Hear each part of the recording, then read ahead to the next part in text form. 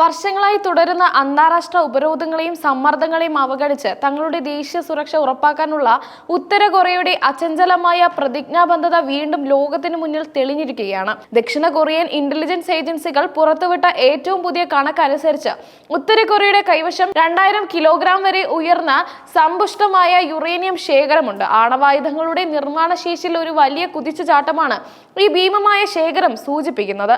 ഒരു ആണവ ബോംബ് നിർമ്മിക്കാൻ കേവലം 5-6 കിലോഗ്രാം യുറേനിയം മാത്രം മതി എന്ന വസ്തുത നിലനിൽക്കെയാണ് ഉത്തര കൊറിയയുടെ ഈ 2000 കിലോഗ്രാം യുറേനിയം ശേഖരം ആശങ്കയുണ്ടാക്കുന്നത്. ഈ അളവ് ഉത്തര കൊറിയയ്ക്ക് വലിയ തോതിൽ ആണവായുധങ്ങൾ സൃഷ്ടിക്കാൻ ശേഷി നൽകുന്നു. വിമർശകർ ഇതിനെ ഒരു ആഗോള ഭീഷണിയായി കാണുമ്പോഴും ഉത്തര കൊറിയയെ പിന്തുണയ്ക്കുന്നവർക്ക് ഇത് വിദേശാക്രമണത്തിനെതിരായ നിയമാനുസൃതമായ പ്രതിരോധവും സ്വാതന്ത്ര്യത്തിന്റെയും ദേശീയ പരമാധികാരത്തിന്റെയും ഉറച്ച കവചവുമാണ്. ഉയർന്ന സമ്പുഷ്ടമായ യുറേനിയത്തിന്റെ ഈ ഭീമമായ അളവ് ഒരു ദക്ഷിണ കൊറിയൻ ഉദ്യോഗസ്ഥൻ ഔദ്യോഗികമായി സ്ഥിരീകരിക്കുന്നത് ആദ്യമായാണ്. ദക്ഷിണ കൊറിയൻ ഏകീകരണ മന്ത്രി ചുങ് ഡോങ് യങ് മാധ്യമ പ്രവർത്തകരോടാണ് ഈ ഞെട്ടിക്കുന്ന കണക്കുകൾ വെളിപ്പെടുത്തിയത്.